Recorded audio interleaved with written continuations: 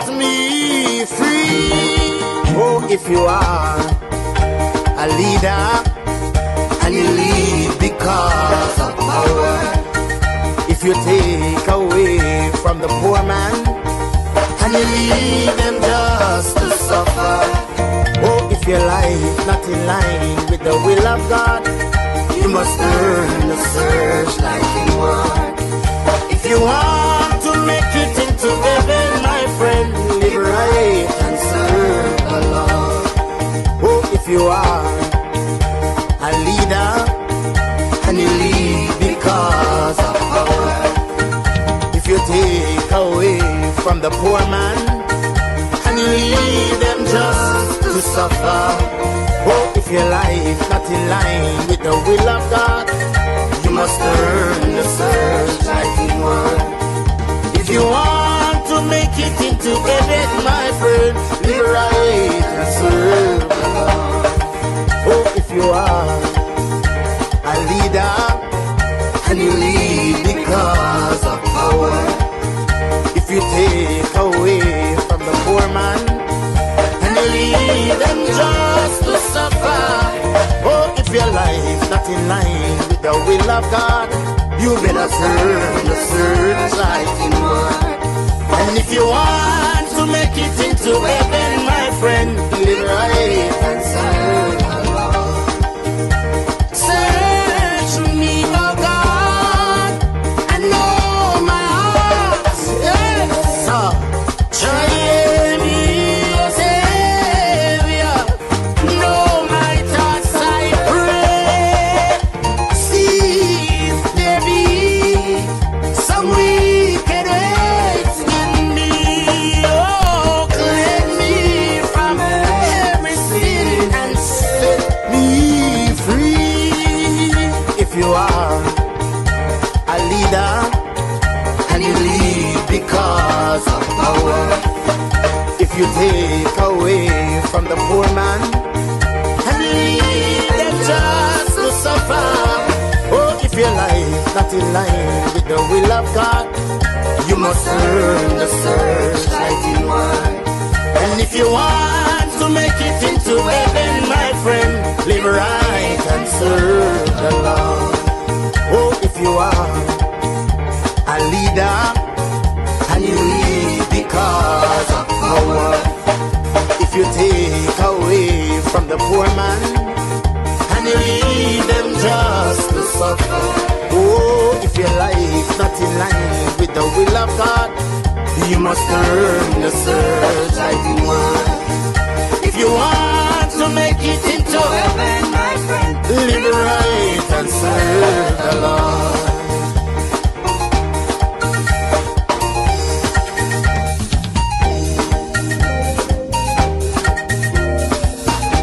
I want to live right. I want to walk right. I want to live right. Live right. Walk right. Walk right. Live right. Talk right. Walk right. Live right. Live right. Tell every man. Walk right. Tell every man. Live right. Live right. Walk right. Walk right. Live right. You want to make it in. Walk right. Live right. Live right. Come on, preacher man. Walk right. Come now, preacher man. Live right. Live right. Walk right. Walk right. Live right. Talk right. Walk right. Do the will of God. Live right. Do the will of God. Walk right. Do the will of God. Live right. Do the will of God. Walk right. Live right, my Lord. Live right. Walk right, my Lord. Walk right. Talk right, my Lord. Live right. Come on, preacher man. Walk right. If you are a leader and you lead because of power, if you take away from the poor man and you leave them just to suffer, oh, if your life not in line with the will of God, you must earn the searchlight inward. If you want to make it into heaven, my friend, live right and serve the Lord.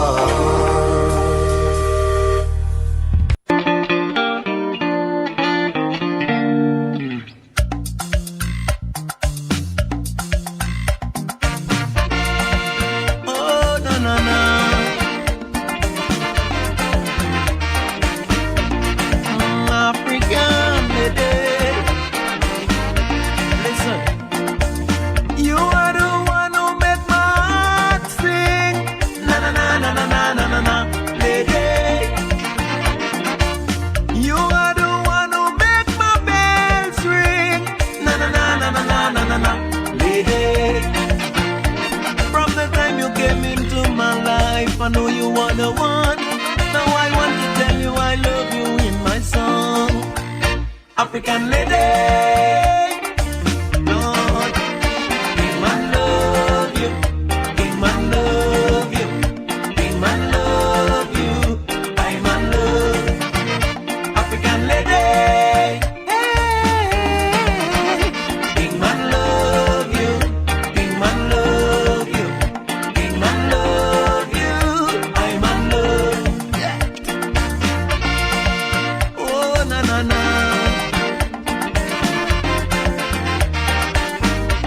All my love is for you. Yeah. Sometime when I feel sad and lonely, na na na na na na na na na, lady, you give me love and make me happy. Na na na na na na na na na, lady. I know many times I've done things that bring water to your eyes, but I know it's wrong, so now I apologize. African lady, Lord, King man love you, King man love you, King man love you, I man love, yes I love African lady.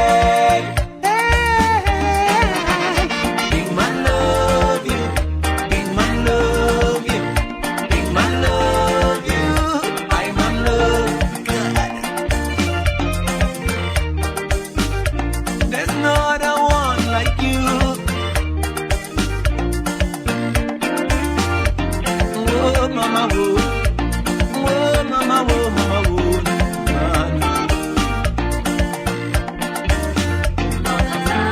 Mokata, Mokata, Uzi, Mokata,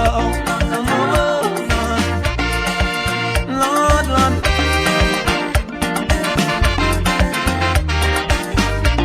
I love you, woman. You are the one who be my children. Na na na na na na na na na, lady.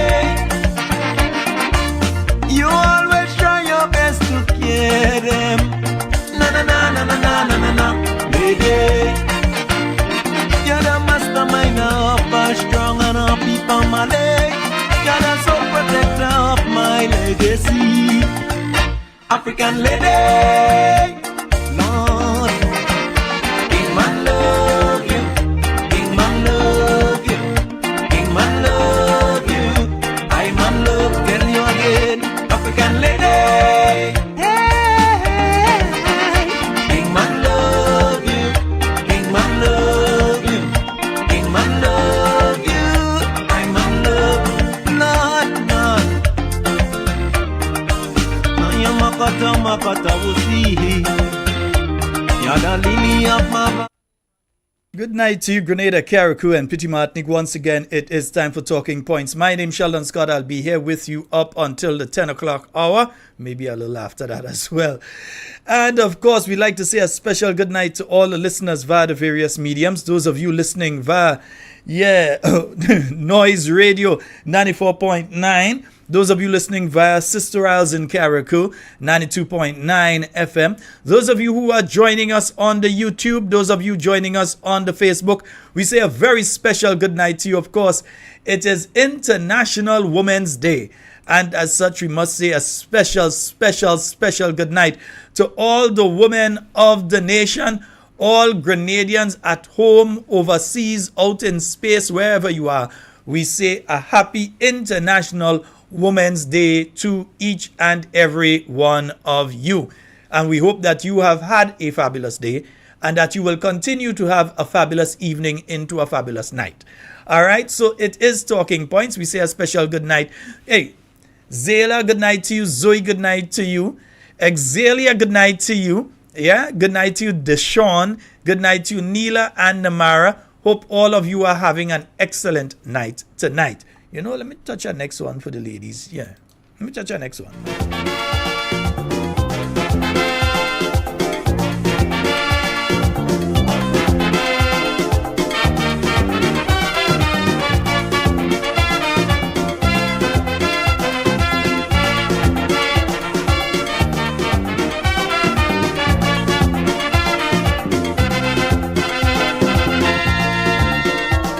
All because of hang-ups and old complexes. They say you are the weaker of the sexes.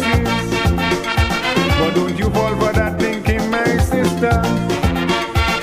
And let no one make you feel inferior. You have just like me the capability to be whatever you want to be. Woman, hold your head high. Your limit is the sky. Courage you must show, like Mrs. Aquino, Demnita Barrow, and Benazibuto. Woman, come hold my hand. Let us build a nation.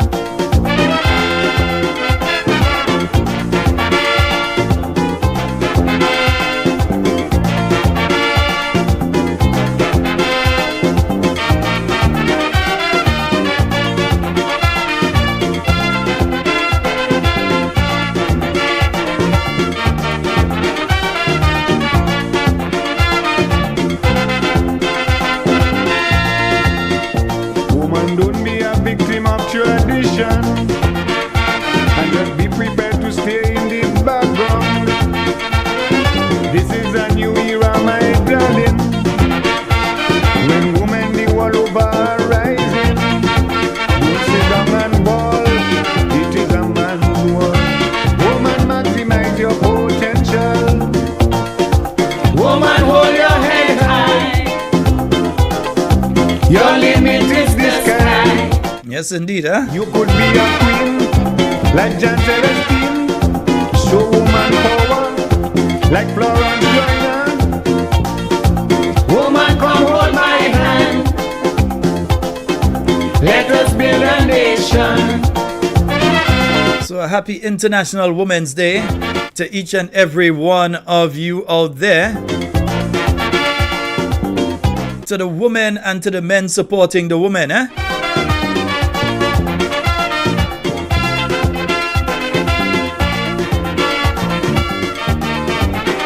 So folks, it's 13 minutes after the hour, and let's just start getting into it one time, huh? Woman, no more must you live in subjection. It's time you fight for your liberation. If you only turn the pages of history, hero wines you will see a plenty, like Jamaica's Nanny, Queen Nefertiti, Jacqueline Queff and Indira Gandhi. Woman, hold your head high. Your limit is the sky. Be a warrior, a freedom fighter, like your black sister in South Africa. Woman, come hold my hand. Let us build a nation.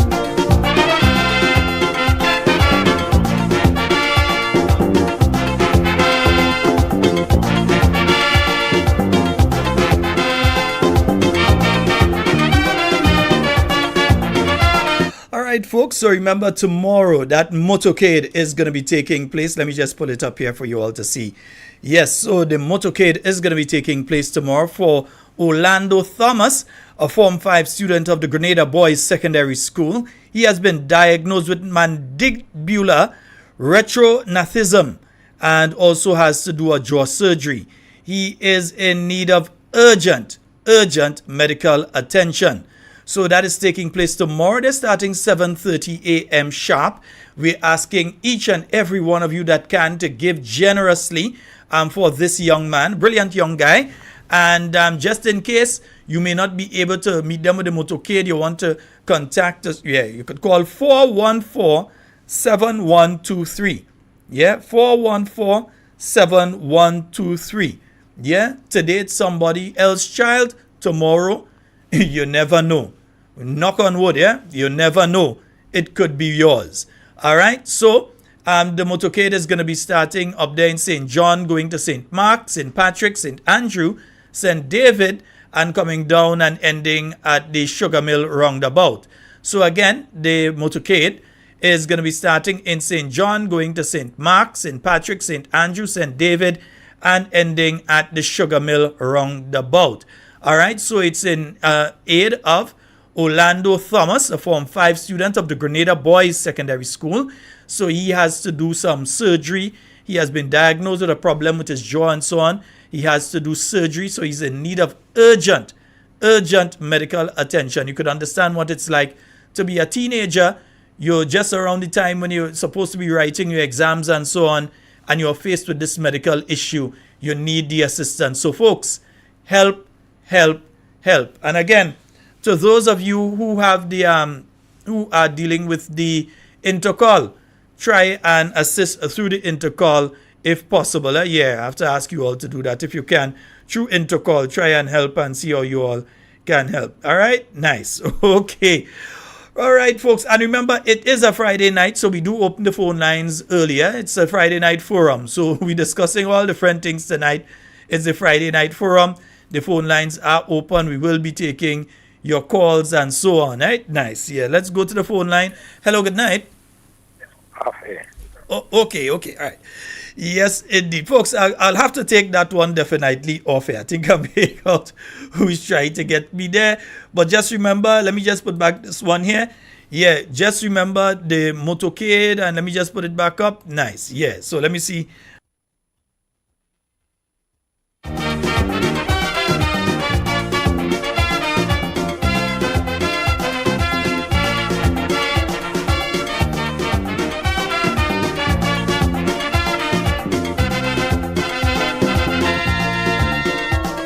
Because of hang-ups and old complexes, they say you are the weaker of the sexes. But don't you fall for that thinking, my sister, and let no one make you feel inferior. You have, just like me, the capability to be whatever you want to be. Yeah, so I was just clarifying some information there. So the motorcade, I have it in the wrong order. So it starts at Sugar Mill, goes to St. David, St. Andrew, St. Patrick, St. Mark, St. John, and comes back down. So it's in the other order. And that's why I say the poster kind of throwing me off how it is. And you have an arrow going, So it starts at Sugar Mill at 7:30. So it starts at Sugar Mill. It goes to St. David. Then it goes up to St. Andrew. Then it goes to St. Patrick, St. Mark, and comes round to St. John. And then it comes down to the Sugar Mill. So let's go over that again. Starting 7:30 a.m. at the Sugar Mill roundabout. Then folks in St. David, you could look out for it. So it's coming up to St. David. Then it's coming to St. Andrew. Then to St. Patrick. Then St. Mark. Then St. John. Remember, it's in aid of a Form 5. So right now, this young man ought to have been preparing for his exams. But he has a medical issue that he needs to sort out. Yeah, he has a medical issue that needs to be addressed. All right, so just to make sure now, I've just been told that it goes Sugar Mill roundabout, St. David, St. Andrew, St. Patrick, St. Mark, and then over to St. John. All right, good. So folks, yeah, 440-7377, that's the number for you to call. Call and get onto the inside of tonight's program. Let me also remind you all of this event. Yeah, let me remind you all of this event as well. All right, so that's the Grenada Medical Mission. It has already started. All right, so it started yesterday and it continues to the 11th. I think the 11th is on Monday, is it? And free services available, pediatric care. Right, so your children, those of you with the young ones, you want to have a doctor check out your child, you find there's an issue here or there, you can go to either the Guelph Polyclinic or the St. George Baptist Church, right? So you can go to either one, the Guelph Polyclinic or the St. George Baptist Church, and you can have them check out the children. OBGYN, women with various female gynecological issues. I fumble on the word gynecological labor, gynecological, right? Yeah. Anyway, OBGYN, woman, you know what you're talking about there, right? Nice. So you can go and do your checks and so on. There's a medical team here. Ophthalmology, so those of you for the eye care, you want to go and check your eyes and so on. Free medication on site. So if they find issues and they can address the issues, they have medication there. You can receive medication. Wound care, so those of you that may have ulcers and different things like that, they have doctors to take care of those things. And they have hyperbaric medicine. I need to find out what that one really is about fully.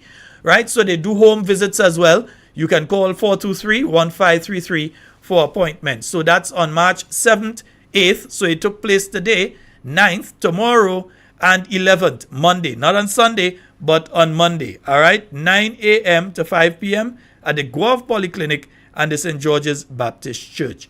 So you all can head on out to that one as well. It is currently taking place. So tomorrow morning, you can go there from 9 a.m. until 5 p.m. and have your health checks done. All right, nice. And let me see what else we have here. Let me see. Yeah.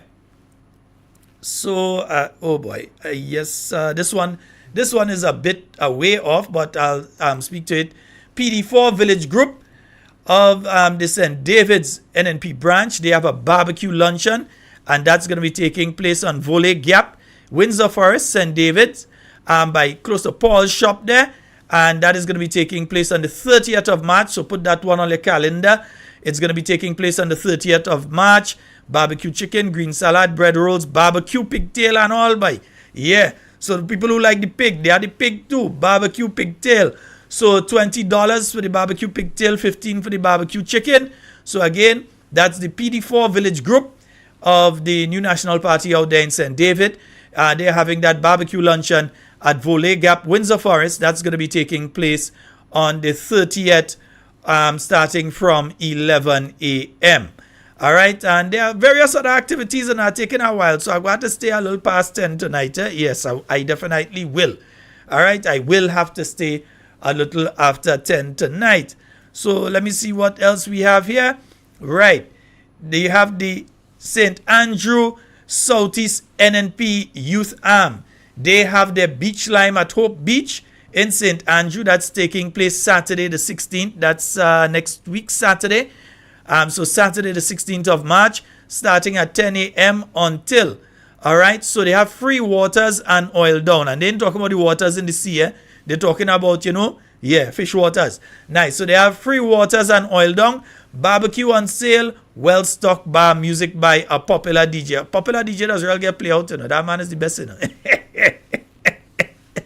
So St. Andrew Southeast NNP Youth Arm, they are having that beach lime at Hope Beach, and it's going to be on Saturday the 16th of March, starting from 10 a.m. until.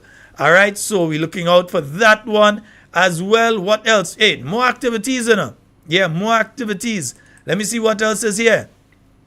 Right, so the NNP Big Lime. Yes, man.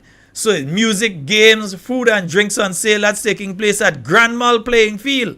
And that's going to be on March the 31st. So the day before, we're going in St. David, up in Volley Gap in Windsor Forest. We're going and get we barbecue and thing. And then we heading the next day, we're heading to Grand Mall Playing Field. And that's March the 31st from 11 a.m. until roughly 8:30 p.m. It does go past that and that kind of thing, right?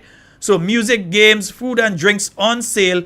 Looking forward to seeing each and every one of you there. I know we have more activities still, Right, we have our next one coming up, right? So D&G in conjunction with the New National Party presents a garden party. That's taking place Monday, the 1st of April, and that's going to be from 5 p.m. until 11 p.m. They're going to be having exotic food prepared by a professional chef and premium drinks, music by a live band. That's going to be taking place on 1 Shaney Lane, Lansepine, St. George. Right, tickets cost $300 for single or $500 for couples. So that's going to be taking place. That's a garden party. And it is taking place at 1 Shaney Lane, Lansepine, St. George.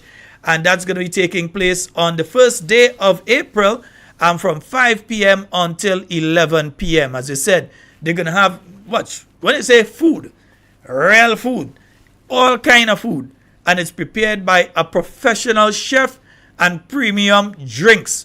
Yeah, so yeah, you might be able to get a look at Caribbean Stag, but you go have premium drinks, right? So tickets $300, couples $500. All right, so looking forward to see you all there as well. All right, so for the announcements, that's it for the announcements. No, we know that next week Saturday as well, That's the PD4 group of St. John. They are having their luncheon. That's going to be taking place next week, Saturday. And I'm saying this one off memory. Let me see if I can find the full thing for St. John here. Right. So they have the oil long and cake sale. That's going to be taking place next week, Saturday. The price of the oil down $20. It starts from $11.30, and that's Grand Roy, close to the medical station gap there. Nice. So price of the oil long $20, and they're also going to have cake and so on sale. That's going to be taking place next week, Saturday, from 11:30 a.m. All right, nice, good, nice, beautiful, good. Down the road, nice.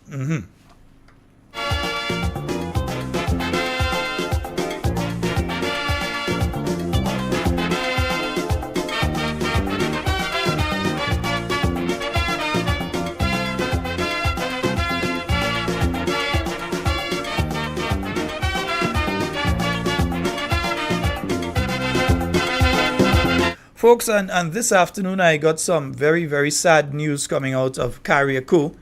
A homicide has taken place in Carriacou. I got that information a little earlier this afternoon. There has been a press release by the Royal Grenada Police Force in relation to that particular issue. Apparently, a teenager has lost her life in circumstances which are still being investigated by the Royal Grenada Police Force. So first of all, let me offer the Talking Points family condolences to the family of that young lady. And indeed, our prayers are with you. Our empathy, our sympathy are with you. Yeah? So the family of that young lady and all of those who are involved in this issue out there in Carriacou and even here on mainland or wherever you are, we send our sympathies to each and every one of you. As I said, the circumstances surrounding the demise of the young lady are still being investigated. Yes, the Royal Grenada Police Force, they have sent out a release that states that it is a homicide. I did see something out from them a little earlier stating that it is a homicide. So it is confirmed to be a homicide.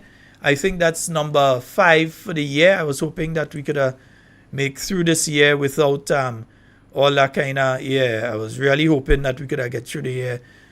As strange as it may seem, I was hoping that we could get through without having all those sort of things, right? But the press release from the Royal Grenada Police Force, police confirms homicide in Carriacou. The Royal Grenada Police Force is confirming a homicide that occurred today, Friday 8th, March 2024 at Carriacou. Details will be forthcoming. While various persons have sent photos stating that this is the young lady, it is not up to me to provide that information out there. So I've taken the decision that we will not post the photograph of the young lady. You know, sometimes people send out picture of one person, it end up being somebody else. I ain't taking the lawsuit, and even if it is the correct person, I think it is beholden on the family and the Royal Grenada Police Force to do that. So we won't send it out. But needless to say, a teenager, young lady, has lost her life under circumstances that are being investigated by the members of the Royal Grenada Police Force. And again, our sympathies go out to her family, her friends, her schoolmates. Our sympathy goes out to each and every one of them. All right? And folks, it is Talking Points. It is Talking Points. Let me say a special good night to you, Miss Bain. Yeah, a special good night to you and a happy birthday to you. You might have to drop the happy birthday song a little later on. Happy birthday to you, Miss Bain. All right, good. Yeah, so let me just make sure I have a thing in the background there. Nice. Yes, I just want to make sure I have one of my songs at least in the background. You understand?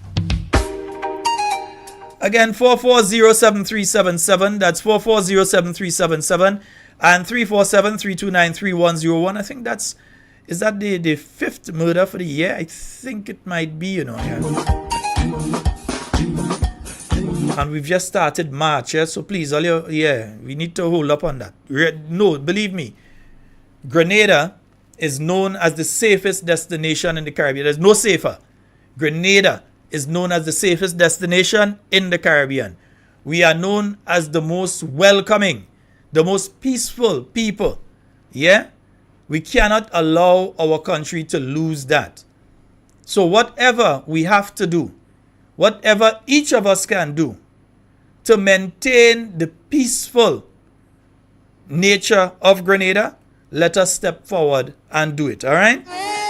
In me, cleanse me from every sin. My St. Lucian listeners, good night to each and every one of you and a happy International Women's Day to you all. And you leave because of power.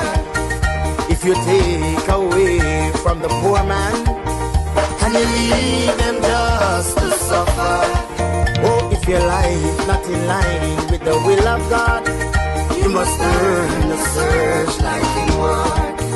If you want to make it into heaven, my friend. So let me say this. I looked at the press conference. Well, I don't know if we can call it a press conference that was held today by the Ministry of Education. And I don't know what happened there. My boys in GIS are going on, it's all down there. What kind of thing is that happening there today?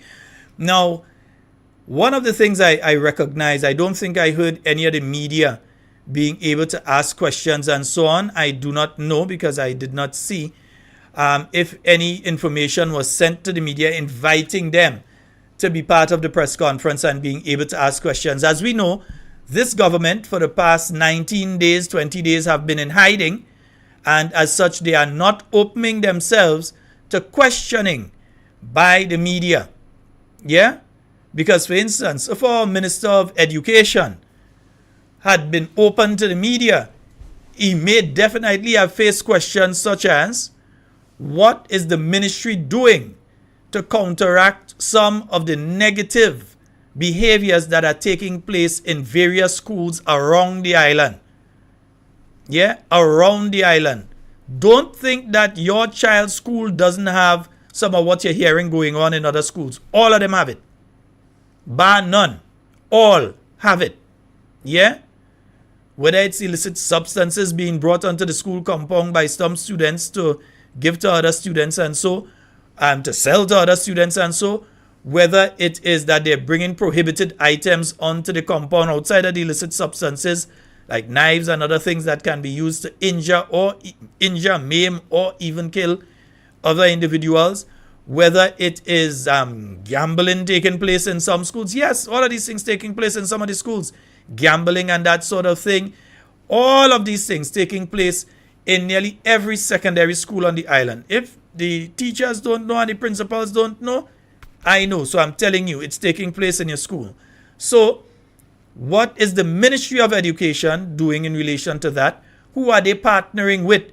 Or are they leaving it up to the schools themselves and the staff at the schools to have to deal with these issues? Or is there a national strategic plan of how you're going to address this issue? Those sort of questions are what they're hiding from. So when you realize the media isn't there, you realize that they are doing things in a way that they can avoid having to face the media and face the hard questions like that one would have been to answer, and it would have been hard for them to answer because they have no plan. They have no strategy. They could go and write one over the weekend and try and come back next week to an next press conference, but they have no plan and no strategy of how they are going to arrest the problem, how they are going to deal with the problems that are taking place within the Grenadian school system before they get out of hand. Before we end up with one parent bawling down by Lacqua or Wayne's funeral home, or whether they have to go and bawl down by Otway funeral home, wherever it is. Before we get to the stage of a parent having to go and bawl in front of one of them, let us work towards addressing the issue. Last week, I was speaking to you all and talking to you all and warning you all, search your children bag. This week, you saw what the Rapid Response Unit was able to find in a secondary school on this island. Not in our next country, in this island. Many of you saw the pictures out there and everything, so you know that they were found in schools, in the school bags, in the possession of children. And don't get to happen, some of them smart. They ain't putting it in the bag again, they strap into a leg They put in down pants, waist, all sorts of things. Yeah? So you need to search your children. Not just the bag, sometimes you have to search them. And let me warn you all that think that the girl's not involved in it. Juke Jody, they're just as bad in some instances. Yeah? So don't think it's happening in some schools that are only boys' schools, or it's happening in some schools that are boy and girls schools and the girls not involved in it. No. The girls' schools are very involved in it. Yeah? And those girls in the co-ed schools, they are involved in it as well. Yeah? So search their bags too. Right? So anyway, 440-7377. That's the number to call and get on to the inside. What was very interesting to me, though, was some of the statements that were made by the minister in relation to the issue of the Tamcc. Yeah? It was very interesting to hear some of the statements that were made by the minister in relation to Tamcc. And yes, I will be playing it. Yes, I will be playing it. Right? On this program, we say and we play. So I will be playing it. Nice? So let's just hear what the minister had to say today. Yeah, let me see if I could cue this one up and have it queued. Yeah, let's hear what the minister had to say. Not this one yet. No, let me get the next one first. Right? Yeah, so when you're saying that, it's more than one. All right? So let's hear what the minister had to say at this point. And then we're going to try to sift sense out of nonsense. Right? So I start playing clips. You go hold off on the calls for now. Right? I gave you all the opportunity to call. You didn't call yet. You will call after. Right? Let me see. Right.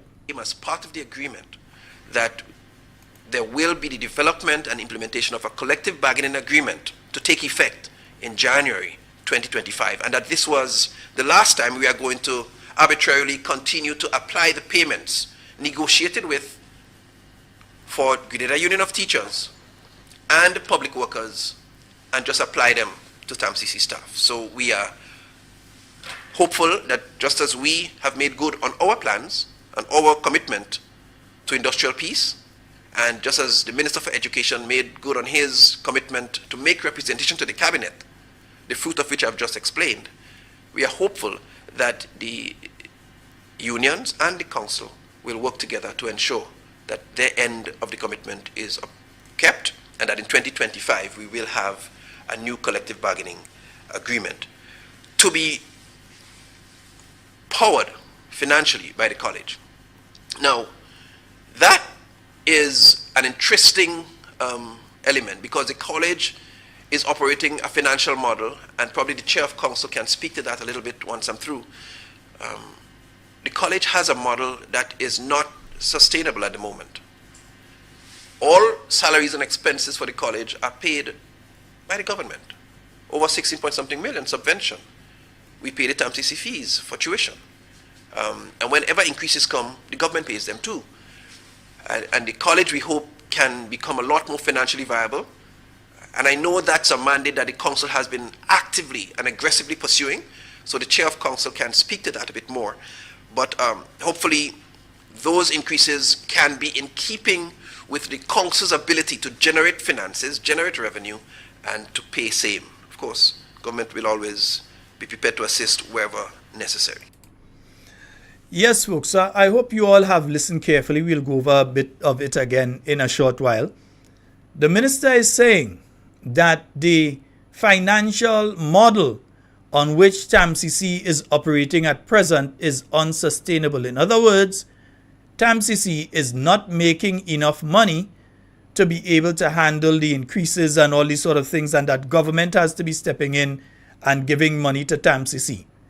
Remember, this is the same minister who stopped Tamcc from being able to make money by saying they are going to absorb the tuition fees. Now, Tamcc would raise money, even if it's a couple 100,000 or whatever they would raise, out of the tuition fees on a yearly basis, right? That would provide a significant inflow of cash to the T.A. Marichaud Community College, right? Government said to Tamcc, don't worry, we're giving all you some money on a yearly basis anyway, so stop charging for that. Stop charging for it. So if all you used to make 2 million off of it, if all you used to make 3 million off of it, we are already giving you all 16 million. So forget our money. We're giving you all money. Yeah? So in other words, you're saying that it's unsustainable, but you have made it even more unsustainable in the way that you are operating when it comes to the T.A. Marisho Community College. So some sort of serious equilibrium, some sort of serious balance has to take place when you're speaking about the Tamcc and what you really want it to do. You want to turn Tamcc into a more prestigious organization. Although I believe it's one of the most prestigious organizations, you want to turn it into an even more prestigious organization. You want to be able to have quality staff. You want to be able to deal with various issues. You want Tamcc to be able to deal with various issues themselves. But yet still, you have removed their sources of income, and then you're complaining that how they are not going to be able to bring in enough money because how they are operating is unsustainable. Does that make sense to any of you? Does that make sense? You're saying the business not making enough money, but they used to sell Dano milk, and Dano milk used to bring in a significant amount of money that was able to take and flip and buy other things in the store. And you have said, don't sell Dano milk. We're going to give Dano milk to the people free. But you expect the shop to still make? That is not, something is wrong with how they are thinking. And then they come saying now that there's no collective bargaining agreement. Now, between trade unions and various organizations that, for instance, if a trade union represents you, they have a bargaining agreement that they would sign with the organization with which you are working, because they are the bargaining agents on behalf of you. If you have to get increases, they are the ones to bargain in relation to that and other things on your behalf. You, the staff member, don't go to the organization that you're working with and say, we want $10 extra, or we want $20 extra, or we want extra holiday time, or whatever it is. Your union negotiates on behalf of you with the organization that you're working with. The Tamcc, the board, continues to say, along with the Ministry of Education, that there is no collective bargaining agreement by the various workers who are working at Tamcc, whether they are attached to the Grenada Union of Teachers or whether they are attached to the Public Workers Union. They are saying that there's no agreement between them. So when they negotiate increases for people under their union, it doesn't apply to those that are working at the Tamcc. In my view, absolute unequivocal nonsense. Yeah? But they are saying that these do not apply to the workers who are working at Tamcc. Yes, government has folded. They have decided that they will indeed pay the increases for 2023 that at 4% and 2024 at 4%, but they have not agreed to pay the 5% increase in 2025. They have not agreed to pay that. And they are saying to the unions that you need to come to them and they would have a new agreement, a bargaining agreement in place. But there are many, many other places with union representation, with no collective bargaining agreement. If you want to say there's none, no collective bargaining agreement. And they have received the increases and so on as every other worker that their union represents. There are other instances of that. So in this instance, the workers at Tamcc should be treated, in my view, and I think in the view of the unions, should be treated as any other worker who is under the union paying their dues, and the union has represented their interests. So when teachers who are represented by the Grenada Union of Teachers and they are at the Tamcc, and every other teacher get 4%, and they get 4%, they don't get the ones at Tamcc don't get 4%. How you expect them to feel? And then the minister uses the excuse. I should have made that clip as well. He used the excuse that those workers, those lecturers at Tamcc, that they are getting $7,000 and $8,000. They are lecturers, university level lecturers. Yeah, and they are getting $7,000 and $8,000. So why should you give them 4% when you're giving the other teachers who are making 3,000 and 4,000, you're giving them a 4%. And so absolute nonsense. A teacher is a teacher is a teacher. You all said them kind of thing on the campaign trail, and we go talk about that just now. Yeah? About equality, equity, that sort of thing, yeah? So why is it that they have to try to treat the teachers at the Tamcc differently? Understand this. The government, with putting minimum wage in place, with putting having the collective bargaining agreements in relation to the 4% and so on, having all of that in place. This government, in putting together their budget for Tamcc for the year 2024, did not take into consideration the increases, nor did they take into consideration minimum wage. Let me repeat that to you. This government, in putting together the budget for Tamcc for 2024, did not take into consideration, in other words, they did not make financial provision for the payment of 4% increase to the staff at Tamcc. Masabul Masako, that statutory body, they're still part of government. Yeah, and they are generally funded through government. So they did not make provision to provide the T.A. Marisho Community College with the 4% increase that other workers got in 2023 and that they are supposed to get in 2024. So now they have to put aside $1.something million to pay the workers at Tamcc their justly deserved increase.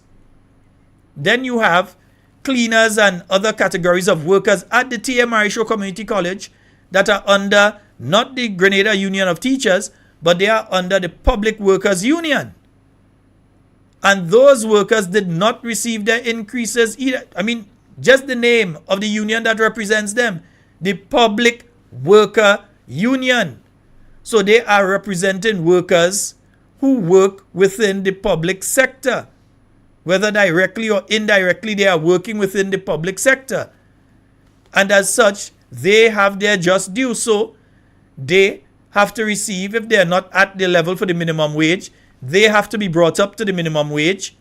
And if they are not receive the 4% that they were supposed to receive for 2023 and are supposed to be receiving for 2024, that has to be corrected. So while the minister has now said that they agree they're going to pay those monies for 2023 and 2024, they're still holding out now on 2025 and saying that they need agreement in relation to those things. All right? So you heard the minister on that one. In fact, you could hear him talking about the fact, saying that they have no, even though he said they're having a new one in the other bit, he was saying that they're going to have a new CBA, a new collective bargaining agreement. If you're having a new one, you're giving the impression that there was an old one. But anyway, that's another story for another time. But he's saying here.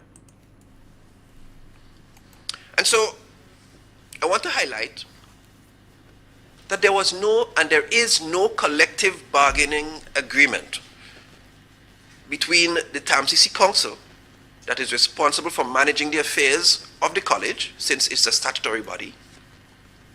There is no collective agreement between the council and either of the unions. And that's the premise upon which any salary payments supposed to be made. That's the premise upon which any fringe benefits are supposed to be made. They are negotiated in the context of the unions and the council. However, admittedly, when we got into office and we wanted to settle the industrial disputes to create an atmosphere of industrial peace. In other words, you all did it because it was politically expedient to go and immediately settle the dispute. Now it blew up in all your face. We paid the outstanding salaries. Government intervened. And that, I would say, established an expectation among the unions that whenever there were increases for the public workers and the GUT, staff at the college would automatically get it. And while we appreciate the expectation that has come to become expected, we recognize that it is not grounded in any solid place. It's not grounded legally. Legally, you have set a precedent. you have set a precedent by what you did when you came into office and you decided it was politically expedient to get the goodwill of the staff at the Tamcc and others that you were going to make those moves. That is what took place. They decided to go the politically expedient way, not the way that they are trying to say now is the right way and they should have done this and they should have done that. They did it in a way because they were trying to basically get people to like them. So they went ahead and they did what they did, and now the workers at Tamcc have that expectation that such would continue. You have treated them in the same way that you have treated all other workers in the public sector, and as such they would expect that that would continue. Now you're trying to tell them that what all they did there, all they just do that to keep the place calm. No, you don't just do things to keep the place calm. Part of leadership is doing the right thing even though everybody is against what you're doing, but it is the right thing to do. Sometimes you have to make the decision to just go ahead with it. But they made the politically expedient decision, innit?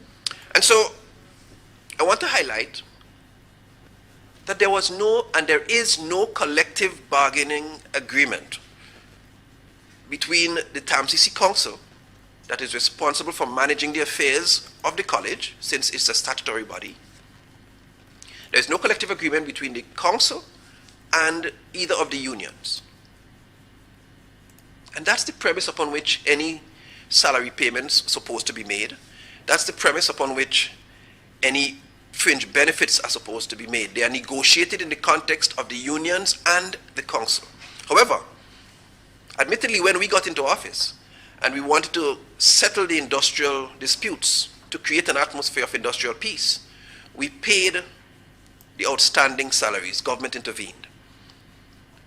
And that, I would say, established an expectation among the unions that whenever there were increases for the public workers and the GUT, staff at the college would automatically get it. And while we appreciate the expectation that has come to become expected,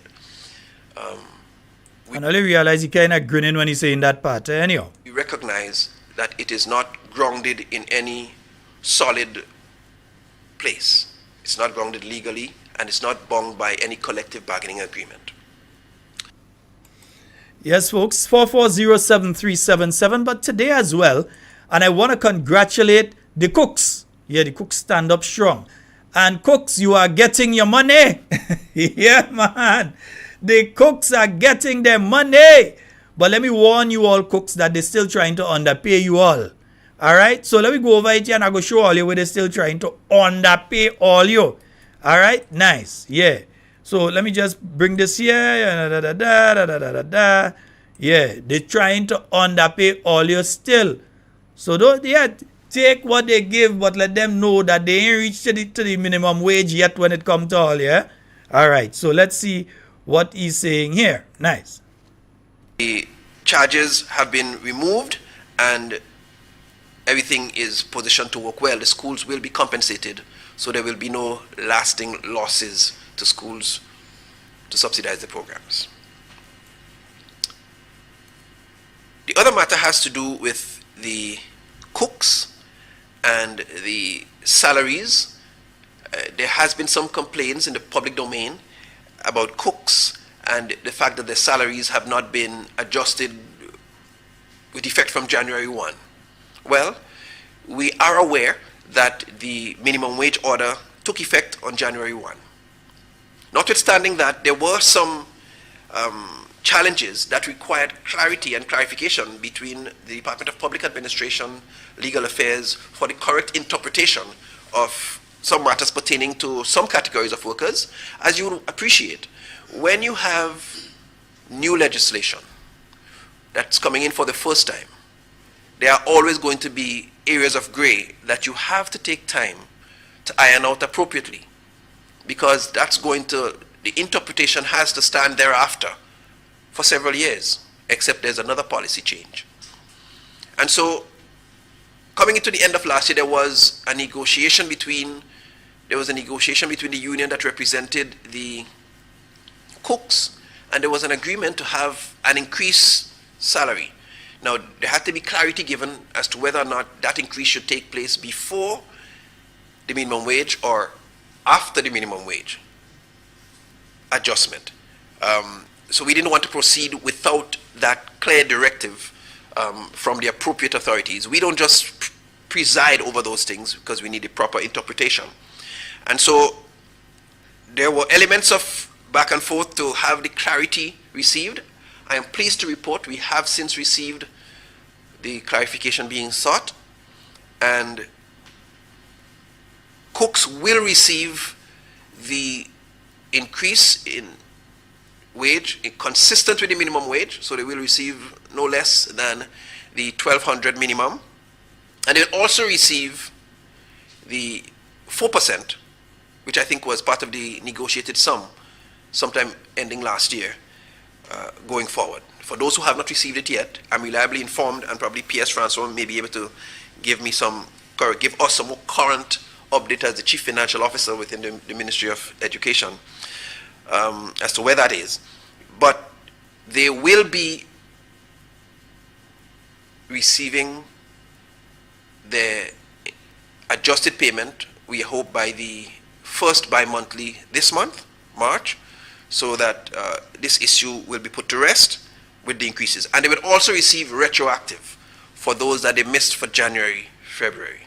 So cooks, we appreciate what you do. Have no fear. We are working to ensure that the policy position declared by your government is put into effect. Cooks, if all you did stay quiet, if all you didn't open all your mouth, all you wasn't getting bow. If all you did not open all your mouth, and so some of the cooks that call this program and other programs, if you all had sat there and remained quiet, all you wasn't getting bow. But let me inform you all that you all are not supposed to be paid $1,200 a month. The least amount you all are supposed to be paid is $1,520 per month. Yeah, let them get that straight. You all are categorized as cooks under the minimum wage order. The amount that cooks are supposed to be receiving, let me just see if I can pull it up here. So the amount that cooks are supposed to be receiving, if I'm remembering correctly, is somewhere in the region of $9.50 per hour, or that's $9.60 per hour when it comes to cooks, right? Because you are basically working in the hospitality sector. You are a cook. Yeah? So $9.50 per hour. That is how much you all are supposed to be earning. And with the number of hours, I think it's a 40-hour work week, or 30 or 40-hour work week. Right. So you all are supposed to be getting roughly $1,520 a month and not $1,200 per month. Plus, on top of that, you all should be getting the 4% and should have already been getting the 4%. The minister is speaking absolute nonsense when he makes the statement that they had to seek legal advice in relation to this issue. When he is making that statement that they have to seek legal advice in relation to this issue, remember, folks, that last year the GMMIWU, the Grenada Manual and Mental Intellectual Workers Union, they, on behalf of these cooks, they signed an agreement for a 4% increase, right, for the year 2024. So you didn't have to seek legal advice on that. You already had a signed agreement. I should be able to find it somewhere here in a little while. You already had a signed agreement in relation to that. Let me take this call. Hello, good evening. Hello, good evening. Hello, caller, you're live. Go right ahead. Hello? Hi, caller, you're live. Go right ahead. Good night, good night. Good night. Sheldon, Yes, ma'am. I remember when a Jamo used to sing, Carriacou. I remember I went with him twice. Once was in Tantin and back him up, eh? The next year I went in the Queen's Park before stadium come. Mm-hmm. And I went and back him up. But now, I don't need backup because he stopped singing Calypso. I remember in NNP time, that is the only time them unions and them had voices. They could have talked. But I remember the other time I asked Mr. Chester Humphrey, where is the voice of his union? I say, I realized since the 8th of July 28, I realized the union become dumb. So it's only when NNP in office, I like to speak as a Grenadian. Mm-hmm. I don't like to speak as a party supporter. So it's only one time you're going to hear them union voices on them. Other times, everybody turn dumb. But as I tell them, I have 3 dummies in my family. And I can't afford to be the 4th one. So I need to speak. Who like it, like it. It's not a matter of who you support and who you don't support. But when things going wrong in the country, we need to speak up. Everybody can be dumb in Grenada like that, man. This is nonsense. Have a good night, my brother. All right. Thank you so very much. Okay, then. Talkie, good night. Yes, indeed. Turkey. Folks, remember our good friend Turkey. Account number 211093 at Nexa Credit Union. When you're heading in town on Monday morning, yeah, make a little pass by Nexa. Don't worry, they have a nice little building and thing there. Inside Nexa, nice. Yeah, make a little pass inside there. We got a call online. Hello, good night. Hey, good night, Sheldon. Good night, Talking Points. How you doing, sir? I'm good. Go right ahead. Talking Points crew, take a bow. All your voices are being heard. All your voices going loud and clear. And they're getting the message. But, here what's going on. You hear how the Minister of Education trying to give a kind of, well, we paying this and we paying that. They want to say, well, they're not paying the money. The money is there to be paid. But I remember, Brother Jude, before the elections, he was in the complex thing, you know. No raise, no vote. No raise, no vote. That is there on GBN. You can go and look back at it and record it and pay for him. These men are there to stop that. But not only that, my friend. There were Zoom meetings with groups of teachers in the days leading up to election where they were saying, do not vote for the new National Party. And one of them tell me that a lie, nah? Yes, make the mistake and tell me a lie. I could get them down to the Zoom passcode up to now, you know. All right. But Sheldon, I just talk about Zoom. I heard through the grapevine that our honorable Prime Minister does have Zoom cabinet meetings. He does hardly be in the cabinet physically. I don't know about that.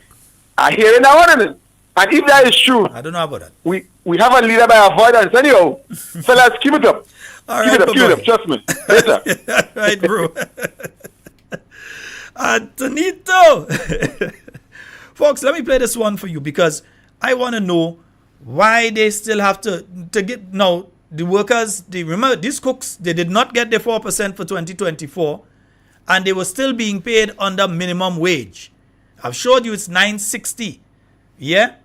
And with the number of work hours within a week, they should be getting, at the very least, they should be getting $1,520 a month, not $1,200.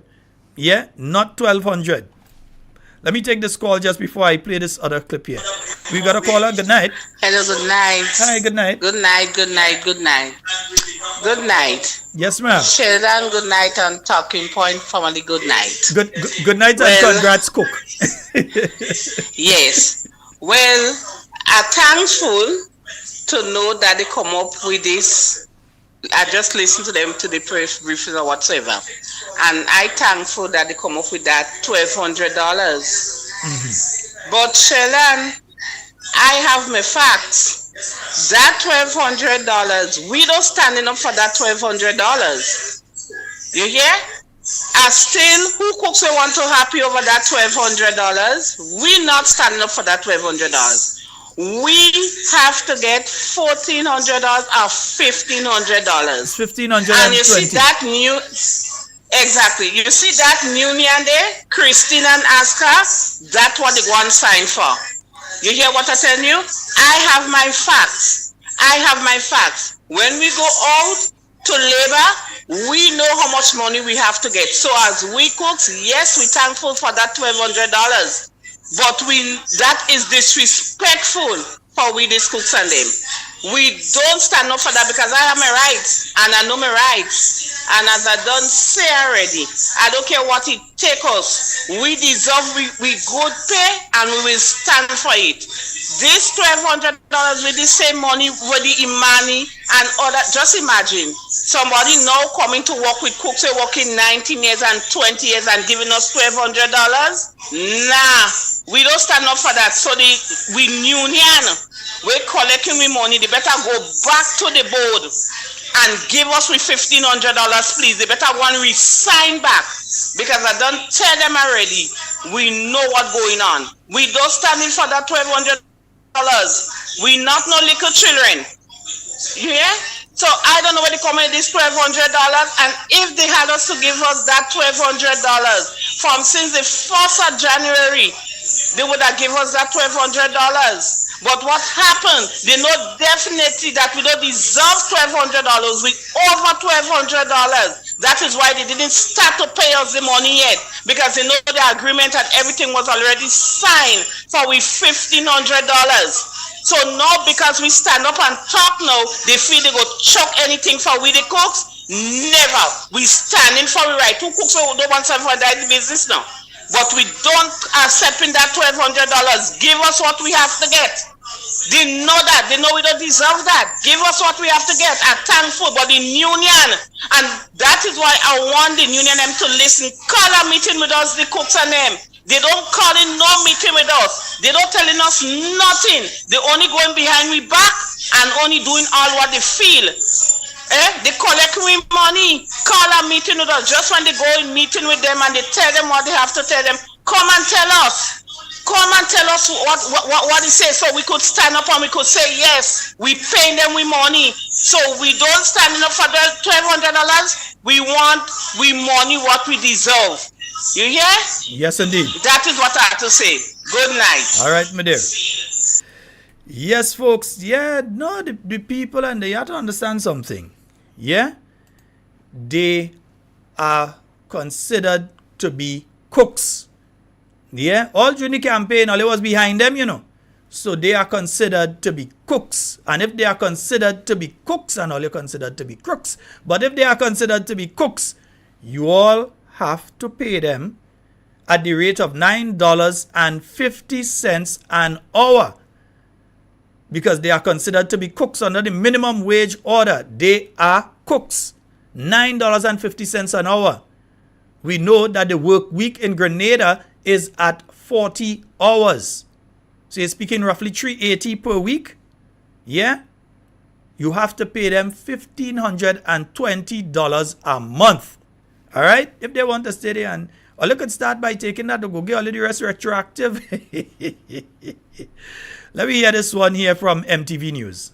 To earn a 4% increase for the year 2023, the Grenada Manual Maritime and Intellectual Workers Union, GMMIW, bargained and accepted the government's proposal for increases of 5% for the year 2025 and 4% for the year 2024.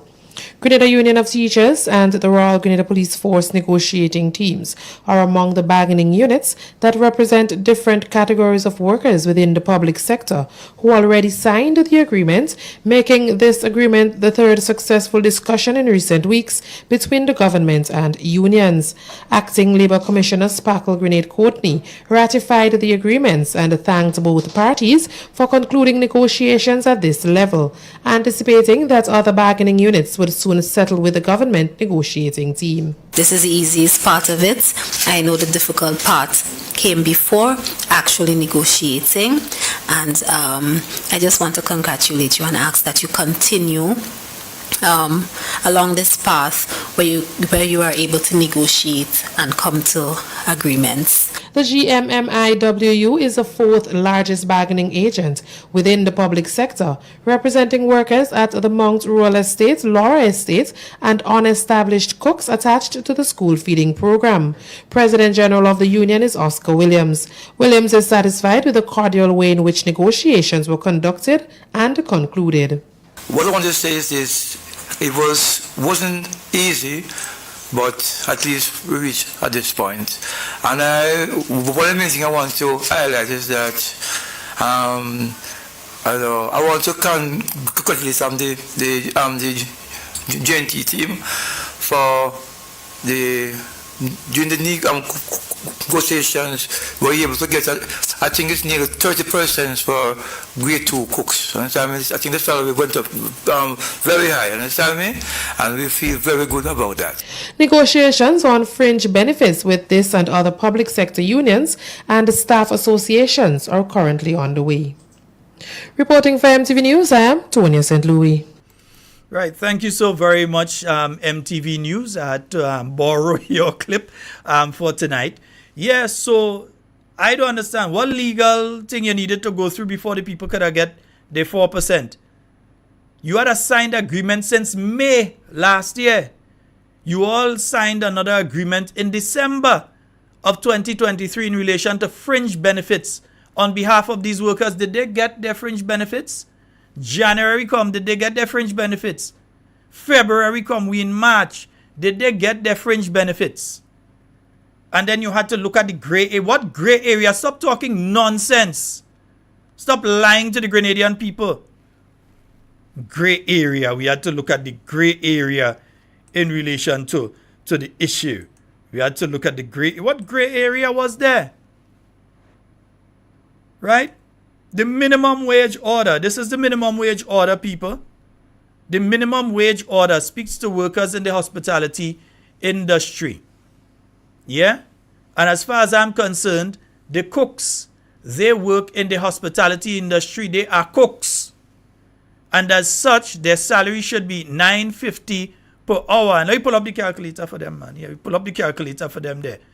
Right? So $9.50 multiplied by the work week is 40 hours. Right? So that's 380. 380 by 2. So on the fortnight, they're supposed to be getting 760. That's what they're supposed to be getting on the fortnight. Right? And that is before you apply the 4%. Yeah? That is before you apply the 4% for the year 2024. Right? And you multiply that by 2. So on a monthly basis, they should not be getting anything under $1,520. So cooks, if you all want to stay there and take the 1,200, the basic 1,200, that is up to all you. With the 4% applied to it, that is all you. But I'm telling you all that according to, and let me just pull it up here. This is, I like to make sure you all know, this is the minimum wages order. This is law. SRO number 42 of the year 2023. Yeah? This is law as of January 1st. And the government broke the law in January, February, and they started in March. Yeah? And they intend to continue breaking it because they're telling you all $1,200. Yeah? So January, February, March. This is it. This is it. This is the minimum wages order. SRO number 42, 2023. Yeah? The minimum wages order. And as such, you all ought to receive the proper salary under the minimum wages order, which is $9.50 an hour at the 40-hour work week, as you know is legally mandated, and you all are supposed to be receiving $1,520, no less. Yeah, plus your 4% on top of that, plus your retroactive for the months of January and February. So don't let them try to buy you all out and do so. Yes, you win the battle. So they understand that they have to pay. Talking about legal this and legal that and all them kind of thing. During campaign, all I wasn't studying no legal this and legal that. Every opportunity you all were talking about the cooks in the school. Yeah, every opportunity they get, they was talking, let me see. They was talking about the cooks in the school. Let me go down the road, yeah. They want to talk about cooks in school. Let me hear them talk about cooks in schools.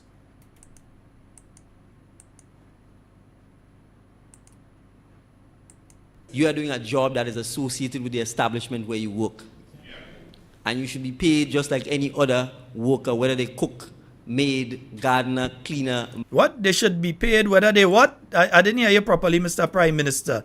Well, then you was political leader. And you should be paid just like any other worker, whether they cook, maid, gardener, cleaner, manager, whatever the title is. That's your job. So they should be paid whether they cook. Any other worker, whether they cook, maid, gardener, cleaner, So they should be paid whether they cook, gardener, maid, whatever. should be paid just like any other worker, whether they cook, maid, gardener, cleaner, manager, whatever the title is. That's your job. That's your job, isn't it? So they should be paid whether they cook, gardener, whatever, isn't it? Yeah, let me hear what else they was saying on the campaign trail when the thing the hot. Yeah, it was on the campaign trail, and let me hear what else they had to say on the campaign trail in relation to the cooks and them. Yeah, let me hear what else they had to say in relation to the cooks.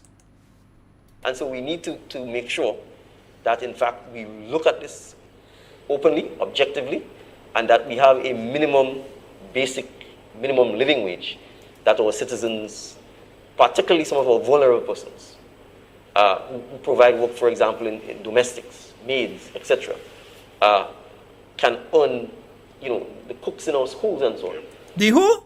Mr. Prime Minister was talking about minimum wage they were speaking about too, because apparently the rest of your cabinet lost this piece of information. So when it comes to the cooks in the schools, they said they had to get a legal opinion before they pay them. Mr. Prime Minister, you was talking to the rest of your cabinet when you said, yeah, let me hear.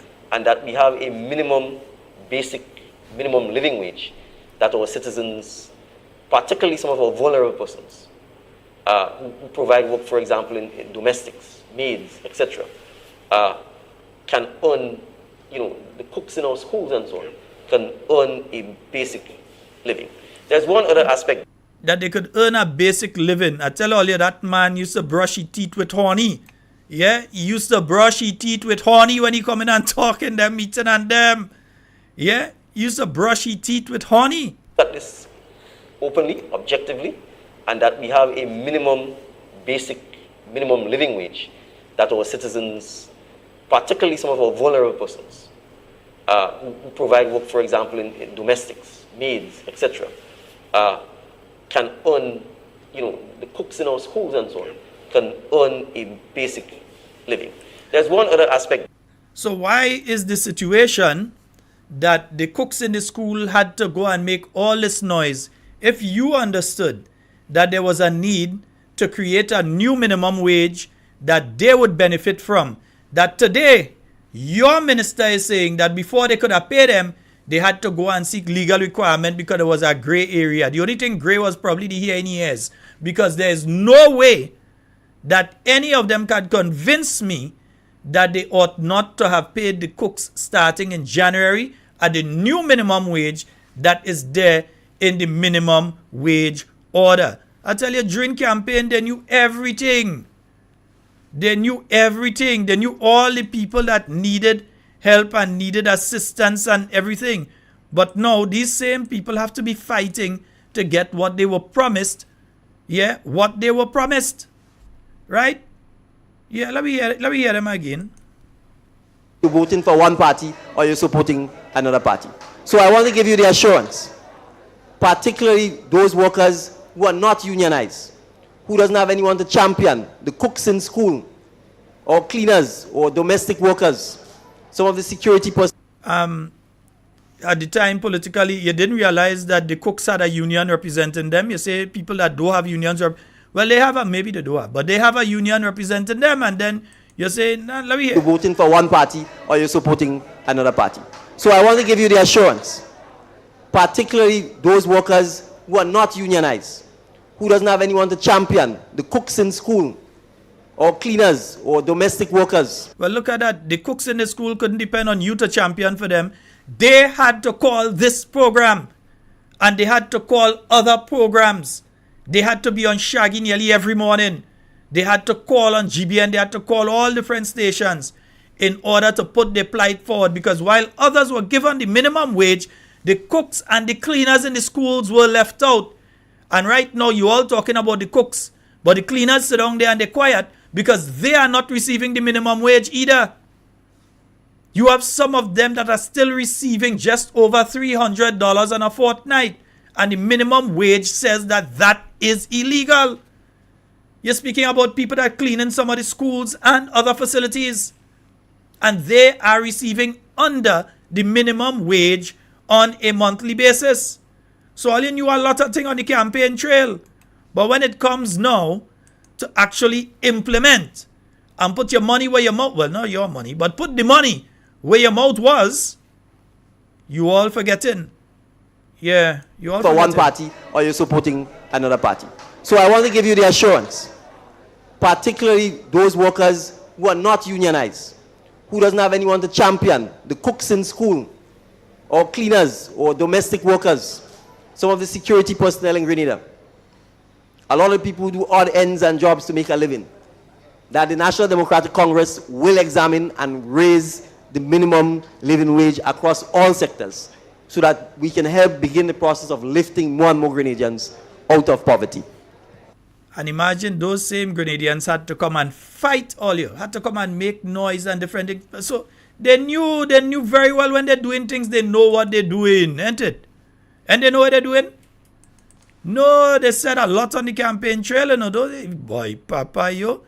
If it wasn't cooks, was this one, was that? Yeah, no, they didn't realize that the time will come when they would have to actually implement the things that they were speaking about, you know. They didn't realize the time would have to come where they would have to implement. Yeah, let me hear something again there. Our teachers, our teaching assistants, the chefs and cooks in our school deserve the respect, the admiration, and their pensions after they have taken care of our nation. And let me ask you all you feel cooks, all you feel respected, all you feel that, yeah, they skip all you and they give everybody else. What about the cleaners in the schools? The cleaners in the schools being very, very, very quiet. All you realize the cooks talk, they get theirs. Stay there and stay quiet and don't stay. Papa, you stay there and don't talk. Stay there and don't talk. Yeah? Our educators, our teachers, our teaching assistants, the chefs and cooks in our school deserve the respect, the admiration, and their pensions after they have taken care of our nation and after they've built men and women who serve Grenada. Yeah, and then they have to come and fight now to get the minimum wage. All you have all the minister talking about. Let me play what the minister said again. We have it somewhere here. Yeah, let me play back what the minister said this morning again. Because after they said all of that on the campaign trail, after you saw that the union in May of last year signed the agreement for 4%, because they had already signed for 23% for the year 2023. So they signed for 4% in 2024 and the 5% in 2025. Yeah, that is the GMMIWU. Right? So I'm trying to figure out the nonsensical. No wonder they didn't want reporters there, because one of them would have questioned that stupidity. Yeah? About the cooks in the school, and you all had to seek a legal thing, because what gray area? There's a minimum wage order that says that within the state of Grenada, nobody should work for under that amount of money. So you can't say that some workers could work for under that amount of money and others can't. Then you're opening Pandora's box. And what comes with that is the end of the world. When you open Pandora's box, it's the end of the world, you know. So you don't open Pandora's box. You can't say some could do it and some can't do it. Yeah? You all look for a legal opinion when you put your salary at $14,000. To move the cooks up to $1,520 a month. You all seeking legal opinion with a signed agreement with the union that also said they have to get 4%, and you all wasn't giving them. You all was not giving them. Did you all go to the legal opinion? Or did you all just sit in cabinet and say, boy, that money ain't enough for no, we taking some more? Did you all seek a legal opinion on increasing your own salary? But you're seeking legal opinion on the cooks who you all consider so vulnerable, who you all were on the campaign trail talking about, because you was bribing them. Come vote for me, we go fix all you up. Come vote for me, we go fix all you up. Now when the time come to fix them up, all you fix up this one, all you fix up that one, all you make sure and all you lap and cut, fix up all yourself. But when come to that category of people, all you decide now, we seeking a legal opinion. Well, you didn't seek legal opinion before you put your salary to what it is now. That is why you should have seek legal opinion on, ain't it? That is what all you needed a legal opinion on.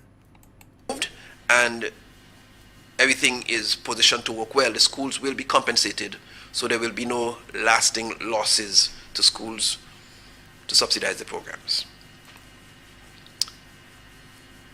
The other matter has to do with the cooks and the salaries. There has been some complaints in the public domain about cooks and the fact that their salaries have not been adjusted with effect from January 1. Well, we are aware that the minimum wage order took effect on January 1. Notwithstanding that, there were some challenges that required clarity and clarification between the Department of Public Administration, Legal Affairs, for the correct interpretation of some matters pertaining to some categories of workers. As you appreciate, when you... It's no legal matters, no clarification.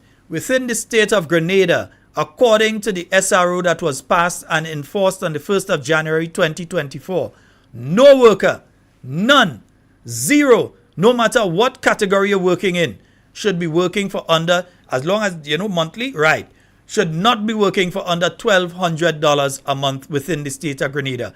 What legal clarification? What public administration? They didn't go to public administration to find out, hey, we should take a salary hike at that. They didn't go to them to find out if they should take how much $1 million for drone show and all kind of thing. They didn't study that. But when come to the, as they put them, vulnerable categories of people, such as the cooks in the school, their words, not mine, their words, they went and seek legal advice on if they had to pay them. Yeah? Wicked. Have new legislation that's coming in for the first time. There are always going to be areas of gray that you have to take time. What legal thing and what gray areas for things that coming in the first time? You have, the state of Grenada has been paying people ever since it had any sort of mechanisms for such established on this island back in Columbus days. People have been paid. Yeah, so this is not something that's new. People work, you pay them. Yeah, there is a collective bargaining agreement between these people's union and the government that was not followed in January and February, and so far for March we're waiting to see, because we know let us promise thing and then afterwards when people get a pay slip is a different story. So this nonsense about this new legislation and gray areas, you have updated the legislation. It is not new legislation. Stop that nonsense. And out appropriately, because that's going to, the interpretation has to stand thereafter for several years, except there's another policy change.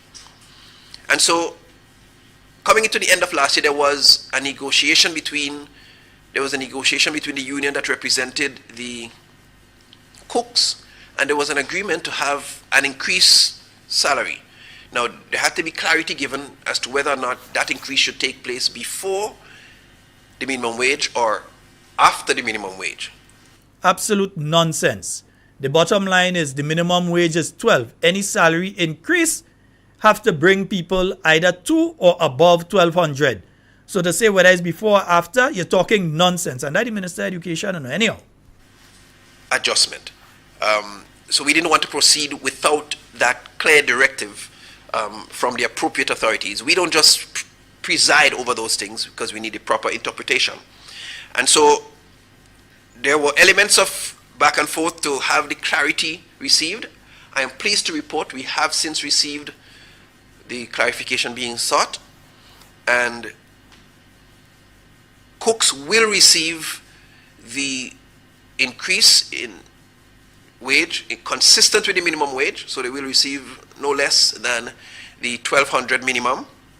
And it all so since it's no less than the 1,200, it better be the 1,520, because other than that, you all are still illegally denying workers their correct wage under the minimum wage order.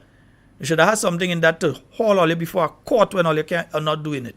Receive the 4%, which I think was part of the negotiated sum sometime ending last year, going forward. For those who have not received it yet, I'm reliably informed, and probably P.S. Francois may be able to give us some more current update as the Chief Financial Officer within the Ministry of Education as to where that is.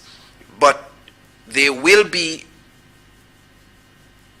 receiving their adjusted payment, we hope by the first bi-monthly this month, March, so that this issue will be put to rest with the increases. And they will also receive retroactive for those that they missed for January, February.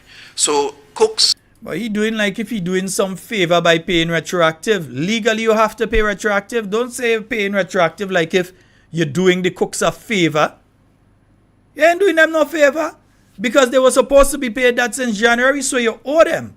So you have to pay them for January up to what they are supposed to be getting under the minimum wage. And you have to pay them for February. It's not like you have a choice in the matter and you're doing them a favor and we looking to give you all a little something extra where you didn't get before. No, you have to pay them.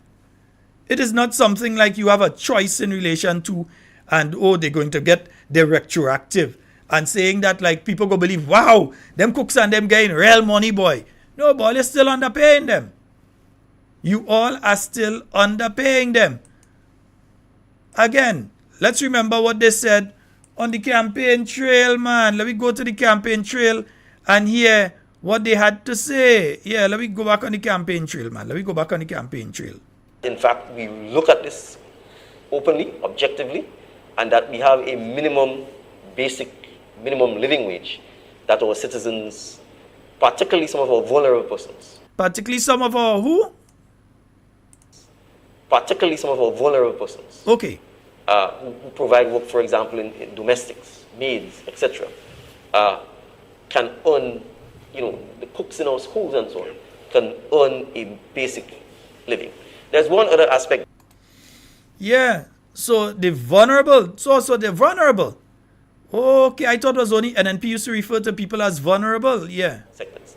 And so we work, for example, in domestics, maids, etc.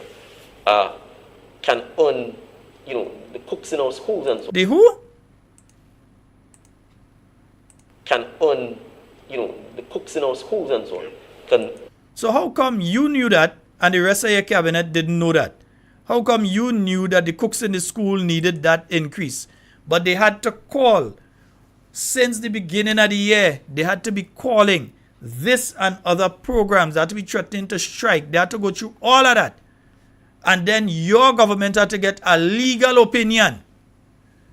You didn't get no legal opinion when all your salary increased, but legal opinion to increase that category of workers. And folks, and I just got that figure here somewhere, and it is correct because I've seen that figure somewhere before. Yeah? That the cleaners at the schools are getting, it's $396 a fortnight, which means they are also under minimum wage. Yeah? So the cleaners, the people who are cleaning the schools, they also work with the government of Grenada. Yeah? I ain't here if them get any percentage because I think if you're paying, yeah, if you say you're paying, so let me see, 396, right? Yeah, so they are getting $792 a month. They are very far from the minimum wage, and that's the cleaners at the schools. Yeah? So you all ain't finished with the cooks at the schools yet, but you can't forget the cleaners either. Because they are still receiving under the minimum wage that legally you all are supposed to be paying. Now explain to me, how does I gotta make sure I have my honey here. Yeah, I ain't brushing my teeth with it, but I gotta make sure I have here. How does an organization that's in the private sector who is paying under the minimum wage, how does this government chastise and take that organization to court for not following the minimum wage order when the government itself is breaking the law in relation to the minimum wage? Yeah? How do they chastise? How do they address the issue of a private entity that may not be paying the minimum wage when they themselves are not doing what they're supposed to be doing? Yeah, campaign is sweet, man. You're voting for one party or you're supporting another party. So I want to give you the assurance, particularly those workers who are not unionized, who doesn't have anyone to champion, the cooks in school, or cleaners, or domestic workers, some of the security personnel in Grenada, a lot of people who do odd ends and jobs to make a living, that the National Democratic Congress will examine and raise the minimum living wage across all sectors so that we can help begin the process of lifting more and more Grenadians out of poverty. Well, according to my good friend there, Brother Scott, the cooks will not get the money in the first bi-monthly payments. They're going to blame the finance department. You already see the start to talk about Mr. Francois is the chief finance person in the ministry. You realize what the minister do at the end of his thing there? Is he throw Mr. Francois under the bus. He let everybody know that is Mr. Francois dealing with the finance. Poor Mr. Francois, the permanent secretary in the ministry. Because if these cooks don't get the money, the minister trying to make them upset with Mr. Francois. So he said, well, Mr. Francois is the person that deals with the finance aspect of things. And so on, he might say a look at something. And Mr. Francois did talk towards the end. You understand? He did speak towards the end. March, so that this issue will be put to rest with the increases. And they will also receive retroactive for those that they missed for January, February. So cooks, we appreciate what you do. Have no fear. We are working to ensure that the policy position declared by your government is put into effect. Yeah? Yeah, let me hear some more. Reputation has to stand thereafter for several years. In fact, you know what? Let's take that one from the top again. You don't necessarily have to see face, man. Let me listen to him. The charges have been removed and everything is positioned to work well. The schools will be compensated, so there will be no lasting losses to schools to subsidize the programs. The other matter has to do with the cooks and the salaries. There has been some complaints in the public domain about cooks and the fact that their salaries have not been adjusted with effect from January 1. Well, we are aware that the minimum wage order took effect on January 1. Notwithstanding that, there were some challenges that required clarity and clarification between the Department of Public Administration, Legal Affairs, for the correct interpretation of some matters pertaining to some categories of workers. As you will appreciate, when you have new legislation that's coming in for the first time, there are always going to be areas of gray that you have to take time to iron out appropriately, because that's going to, the interpretation has to stand thereafter for several years, except there's another policy change.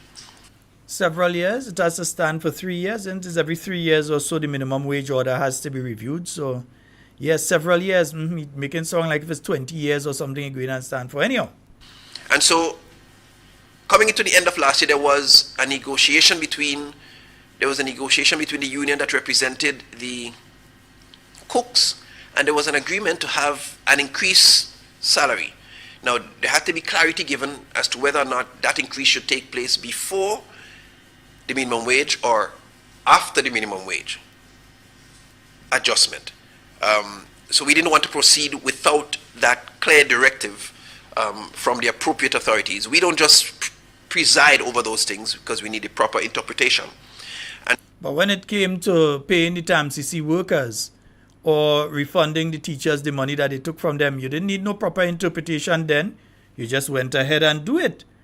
And I mean, the people getting money, everybody glad. Nobody in vexed Tamcc people getting money. Nobody in vexed teachers getting money. But you all didn't go for no legal interpretation to pay them. You all run from legal interpretation when it came to paying millions for the property down at the end of Grenada's Beach. Don't feel we forget that, you know. Millions for the property down at the end of Grenada's Beach. You all didn't look for any proper legal interpretation when you all went to do that. Yeah, you all run from legal interpretation because you all run from going in the court. But we know why. So there were elements of back and forth to have the clarity received. I am pleased to report we have since received the clarification being sought, and cooks will receive the increase in wage consistent with the minimum wage, so they will receive no less than the 1,200 minimum, and they'll also receive the 4%, which I think was part of. So as you say, no less than the 1,200, as we say, it better be the 1,520.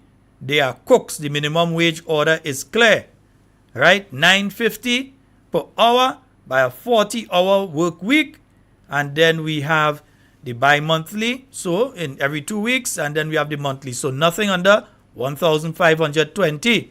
Cooks, check all your slip properly. Well, you ain't even getting pay slip, but when you get the money in the bank, make sure and check and see. And make sure and check properly, yes? Yeah, make sure and check. The negotiated sum sometime ending last year, going forward. For those who have not received it yet, I'm reliably informed, and probably PS Francois may be able to give us some more current update as the Chief Financial Officer within the Ministry of Education as to where that is. But they will be... Yeah, you realize how you throw Francois under the bus day one time. So they will receive no less than the 1,200 minimum, and they'll also receive the 4%, which I think was part of the negotiated sum. What you think is part of the negotiated sum? You sit down there, you the minister, bros. You was in the cabinet, you sit in cabinet. You sit in cabinet, you are the minister, and you think they have to get 4%? The union signed an agreement in May of 2023, and you still think they're supposed to get, so you really don't care about this issue, so you don't really know? Nah, can't be. And here we throw Mr. Francois under the bus. So, Mr. Francois, if I was you, I would make sure all of them were paid and paid the proper amount. Because if they get 1,200 plus the 4%, or if they don't get it at all and they get the old salary, you are the one he throw under the bus. You are the one he want them workers meet and cuss. That's why he bring you there. And then he make sure he make his statement about finance with you. Because remember, there's the same group of people been throwing all finance officers under the bus for the last couple months. All right. Sometime ending last year, going forward. For those who have not received it yet, I'm reliably informed, and probably PS Francois may be able to give me some. You see, for those who haven't received it yet, so he started to throw Francois under the bus one time. Hear it again. Going forward. For those who have not received it yet, I'm reliably informed, and probably PS Francois may be able to give us some more current update as the Chief Financial Officer within the Ministry of Education. Yeah, as the Chief Financial Officer within the Ministry of Education. In other words, if all you don't get paid, he telling all you blame Francois. That is what he doing, you know. Mr. Francois, we know it's not you, Popo. We know they're setting you up. All right? Mr. Francois, we know they're trying to set you up. All right? All you don't blame Mr. Francois. We have a caller on the line. Hello, good night. Good night, Sheldon. Hi, good night. It's just a question. Mm-hmm. Is there still a thing they call interest owed to money not paid? Whether you owe the government or you owe somebody and you fail to pay them on time. Is there an interest on that still in Grenada? Very interesting question in the context of the present conversation. I am not sure if it can be applied in this context, but generally, yeah, you do apply interest. I mean, if it is a court order, they usually give a court order with interest on it. So the court says you pay, and if you don't pay them for go ahead. within certain amount of time, and they fail to pay within 2-3 months what I was owed, if I should have invested my money to gain a extra amount, am I not entitled to an interest to the money that you have kept back from me? I am not sure if it applies in the context of government, but I should think that it applies. Because again, if there's a court order against an individual that they must make a payment by a particular time, and that time has elapsed, there is usually interest that is added to that payment until the time that it's extinguished, until the time that you pay it, or they may take you and they bring you up to the calaboose. But whatever, there is usually interest applied at a particular rate. This is not a court order. This is a government order. Yeah, so that's why I'm saying I'm not sure if it applies, but probably somebody in the know can tell me. So if the government is owed certain amount of money as when you pay owe them tax and this kind of thing, and you have to pay the interest on the tax. So if the government fail to pay you, is not the government responsible for paying you interest on what they owe you? That should be, and that would be fair. Because this is a thought. Because remember, if you owe the government and you haven't paid, there is penalty plus interest. That's penalty right. plus interest. So if the government owe you and doesn't pay, is there the same criteria, or you're just at a loss? I cannot answer that question. I would have to refer to some people who know better than me. Yeah? People that know. So try to find it. So if the cooks has to get more, and the people who have failed to receive the increase for 2-3 months, if there is still something more for them. Mm-hmm. I'll find out, because I know in some instances these things don't apply when it's government. But I can't say yes or no. I will find out. Yeah? It's just a thought. All right. Thank you so very much. Very interesting You're very welcome. aspect of it. Thank you. Okay. All right. Yes, good. 440-7377. That's 440-7377. That's the number for you to call and get. That's a very interesting aspect of it, because if you, for instance, you're owing taxes on land or so to government, there are penalties.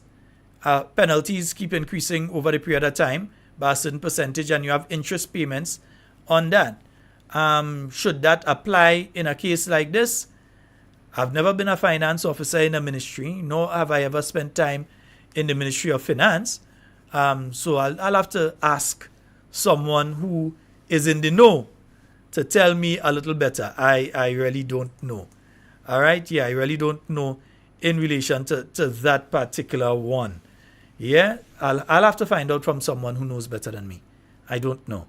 All right, 440-7377. We have some time left. 440-7377. That's the number to call and get on to the inside of tonight's program. Yeah, they feel I have more clips, but you're going to start another issue there tonight with limited time. Nah, we go keep some for Monday and Tuesday and Wednesday and Thursday, and we are enough for each day. All right, I tell you, the clips machine walk in. And again, the person who ensure that the clips machine is working, can you send me a WhatsApp, please? When the WhatsApp in studio crashed, unfortunately, we lost your number. We lost all our information. So we lost your number. Can you please, I know that you're listening. Can you please hit us a WhatsApp? Yeah, hit us a WhatsApp message. 440-7377, 347-329-3101. It is the Friday Night Forum. And folks, remember, let me just see if I could pull this one up here. Just remember, folks, I think I had to give you all a reminder. This individual is still at large. Leave-on date is still at large. I think it's going on, 18 days now? Yeah, so the Royal Grenada Police Force, they are still in search of this individual who has escaped lawful custody and is wanted on a capital murder charge. All right, we have a call online. Good night. Hello. Hi, good night. Hi, good night. Good. Yeah. Hearing you clearly, caller. I was wondering what kind of press conference is that? I didn't see the press there. I see a rehearsal thing, like the questions was programmed before the program even started. Mm-hmm. And I mean to say, I didn't see none of the regulars like Kalistra and so talking. But I know they got people for the government that will listen to your program. So my question really to them is, what are you going to do about weapons in the schools? Because that is a critical thing. Because I wouldn't like to have a child going to school and lost his life or whatever. Mm-hmm. You understand? Yes, of course. So that to me is critical. And I like that you're highlighting the point about grey. What is grey about that? You come and implement it, and then you come in after to decide what you're doing. This is a walk-back government, or what? You're implementing things and then addressing them after and studying what you did. Oh, Come on, man. Anyway, I can't run up my pressure, Mr. Scott. I ain't rolling, At least you have pressure medication where you are. People here, different case. Yeah. Right. It's true. And you know, the next thing, I think you need to put up a couple signs around the area because a man missing in action. I'm waiting to hear from him. I can't hear a word from him. I mean, it's pathetic, man. I mean, come on, man. It's time for him to come out of hibernation. What happened? Hibernation season, man. Come out, man. Good night, Mr. Scott. I can't run up my pressure. Thank you so very much, caller. Yes, indeed, folks. Yeah, 440-7377. That's 440-7377. That's the number for you to call and get on to the inside. Yes, there is still a missing man. Well, somebody had out, I think, missing child. I don't know. I ain't calling no. Say missing man. Right? Yeah, I don't know if they're in the gardens hiding, if they're in the parliament. I don't know where they is hiding, but they're hiding. Yeah, and they well hiding too. All right? Yeah, they hiding. In fact, them hiding, they're hiding so far, they might end up bouncing up magic, you know. Just remember, folks, this individual is missing. He's hiding. Right? This individual is hiding. So you never know, they might bounce up the next one that hiding too. So both of them might be hiding together. I don't know. But this one, yeah. Alias Magic. I like yeah, magic in truth because the man just disappeared into thin air. All right? Yeah. So we are hopeful that the general public will be able to assist the members of the Royal Grenada Police Force in securing the recapture of this individual who is to be considered armed and dangerous. Anyone with information that leads to the arrest of Mr. Levon Date will be rewarded with 5,000 EC dollars.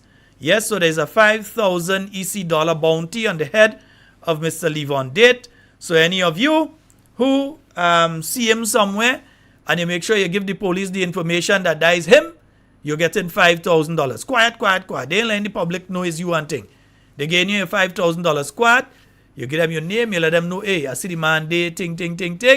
You make your arrangement with them, you let them know, and you collect your once they get him, you get your $5,000, all right? Nice. So there's a $5,000, well, I'm going to say prize, but it's a kind of prize in a sense. A $5,000 bounty on Mr. Levon Date. So, folks, yeah, that might be nice money going into the Easter and thing, you know, yeah, go and get a 5,000 and thing going into the Easter. All right? Nice. 440-7377. 440-7377. That is the number. No, I'm not leaving exactly at 10. Yeah, I'm not leaving exactly at 10. I am leaving a little later than that tonight. So I'm not leaving exactly at 10. All right? So I can't take your calls. All right?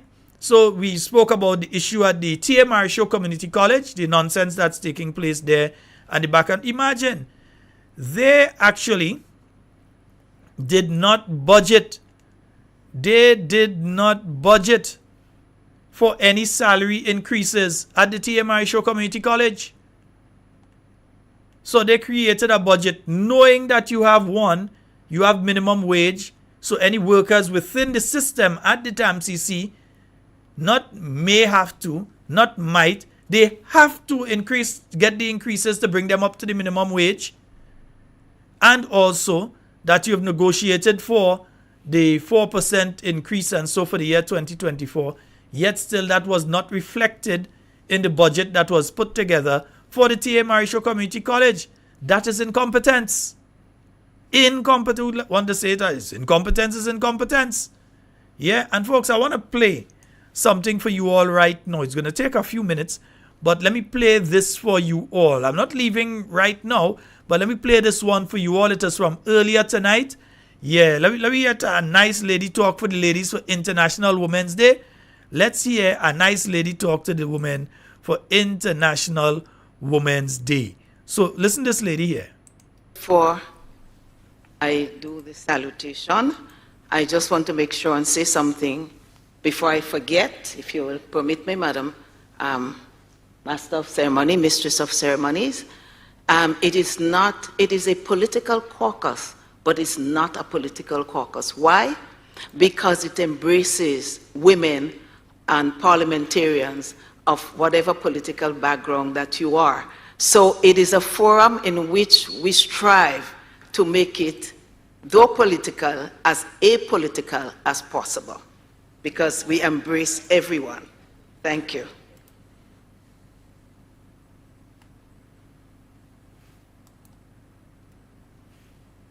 So, ladies and gentlemen, if you will permit me, I know that we're running late and the salutation is a bit extensive, so I may do a little bit of contraction here and there.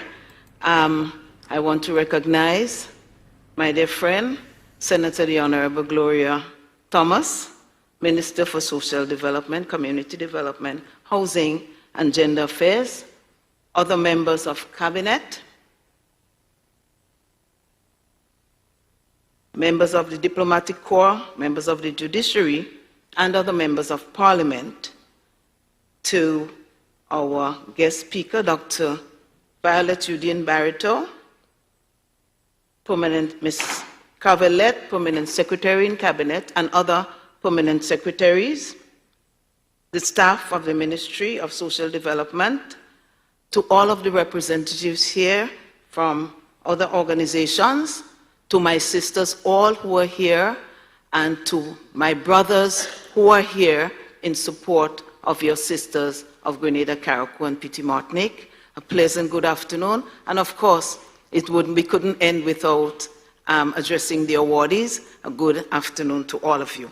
I just have a brief release here that was put together between the President of the Senate, Honorable Decima Williams, and myself as chairpersons of the Caucus of Women Parliamentarians, minus the political for now.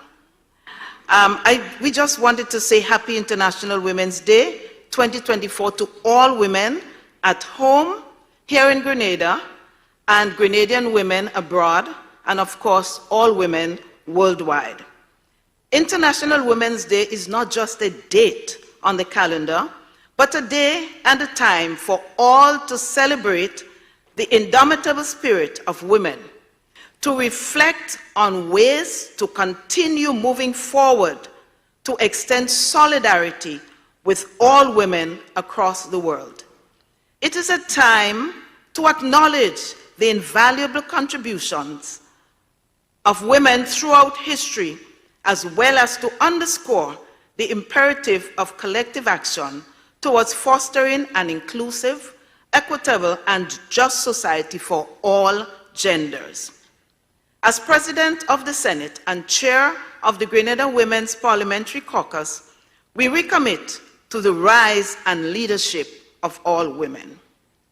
This year, International Women's Day serves as a poignant reminder to all to invest in women, especially women's economic empowerment for their own benefit, but also when we empower women, we empower them for the benefit of our country. We commend all women in Parliament for their dedication to passing laws and policies that do not discriminate or minimize women and girls, and for shaping policies that promote gender equity and an end to violence against women and girls, and for the increase and empowerment of women in decision-making positions.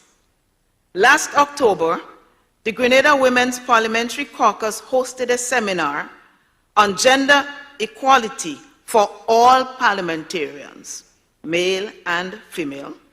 The two-day meeting was designed to improve gender knowledge and understanding among all parliamentarians, and to consider draft legislation related to ending violence against women. The value of that workshop is still being felt. We congratulate women who own businesses, whose innovation and resilience drive economic growth.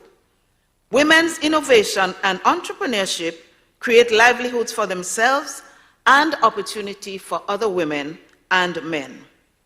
Amidst our celebration, we cannot ignore the harsh and sad reality of violence against women here in Grenada and in many other parts of the world. Violence is a grave injustice that women in Parliament oppose. On this day, let us, women and men, recommit ourselves to ending all forms of violence and discrimination against women, and to ensure that every system, from family, community, and society, is open for women to live free from fear and oppression, and for women to thrive and be transformed. Together, let us recognize the value of women's leadership. Let us invest in women and accelerate progress towards a future where quality and justice prevail for all. I thank you. Yes, indeed, folks, and that was just a little earlier tonight. Dr. the Honorable Clarice Modest, and she was there at the International Women's Day function that has been taking place down there at the Radisson. Yeah, I think I see Dr. the Right Honorable Keith Mitchell's mom. I think I saw her down there receiving an award. Dr. Julie Dubois, I think I saw her down there receiving an award.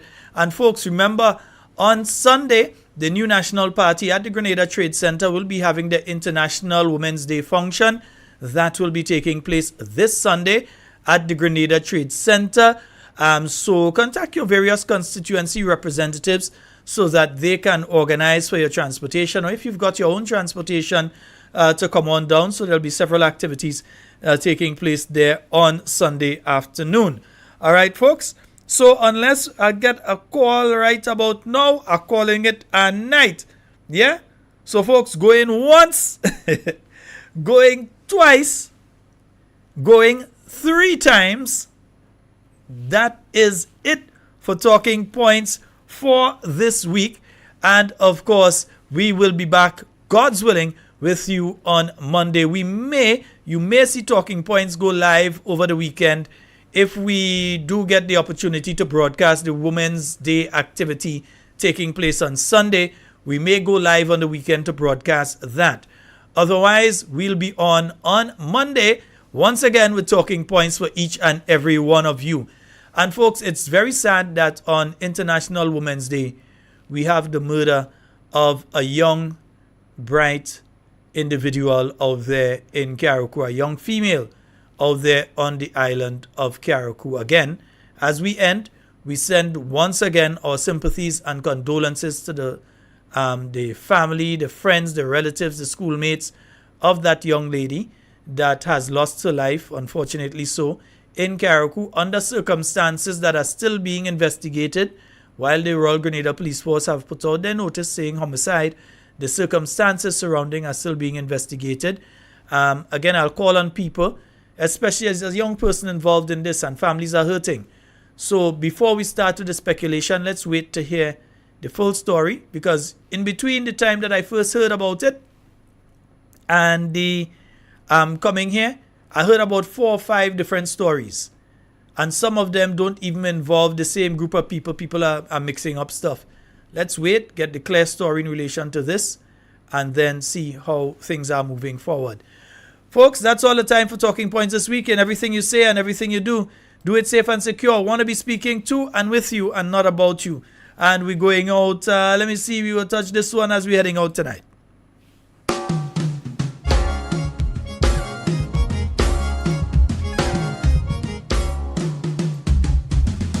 What a friend we have in Jesus. All our sins and grace to bear. What a privilege to carry. Everything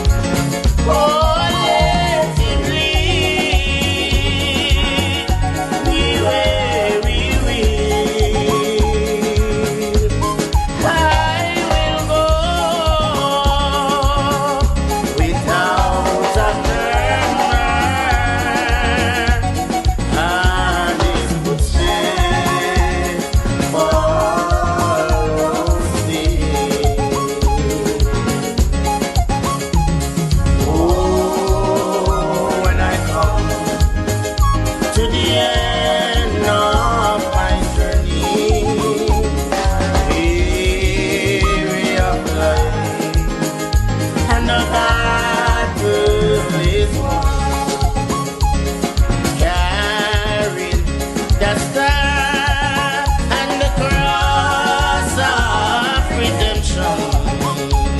He'll understand and say, well done.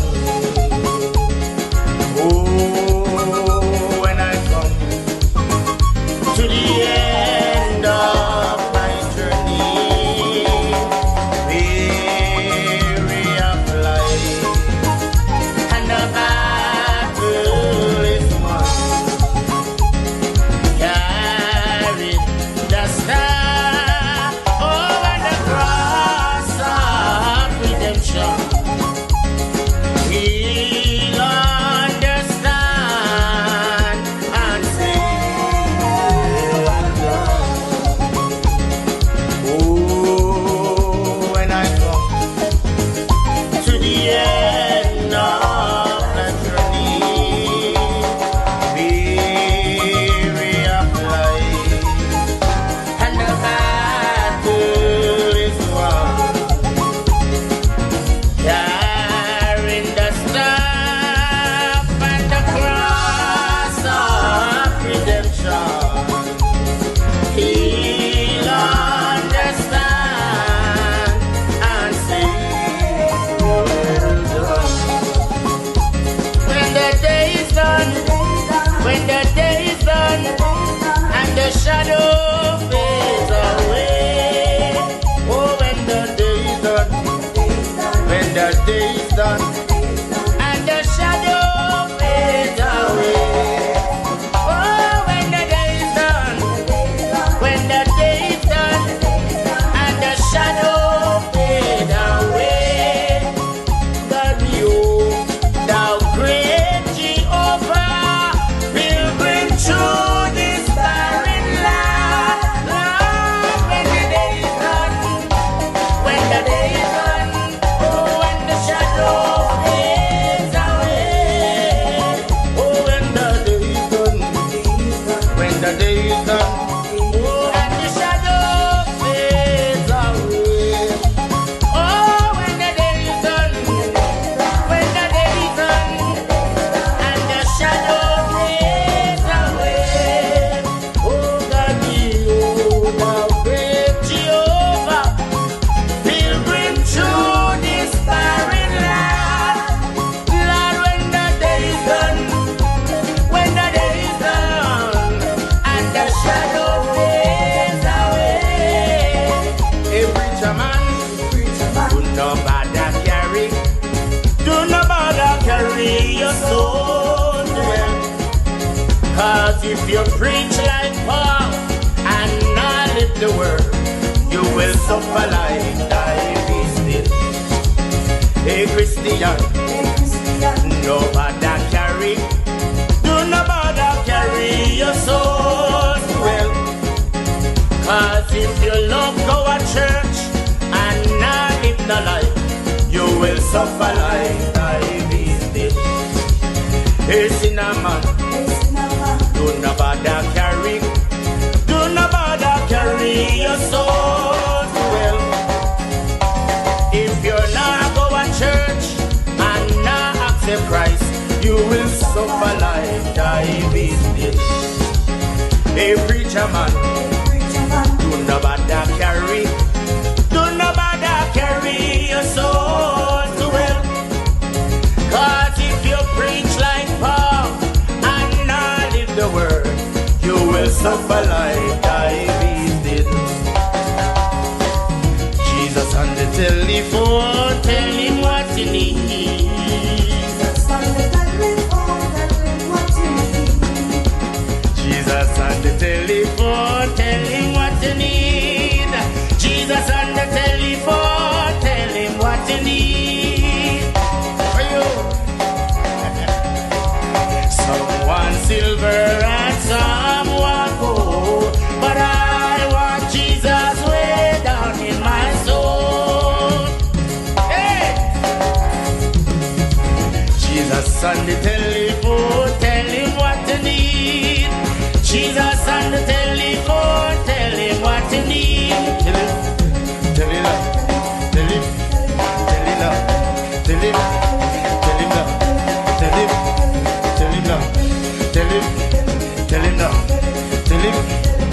it loud. Some want silver and some want gold, but I want Jesus way down in my soul. Hey, tell him loud, tell him loud, tell him loud, tell him loud, tell him loud, tell him loud, tell him loud. Some want silver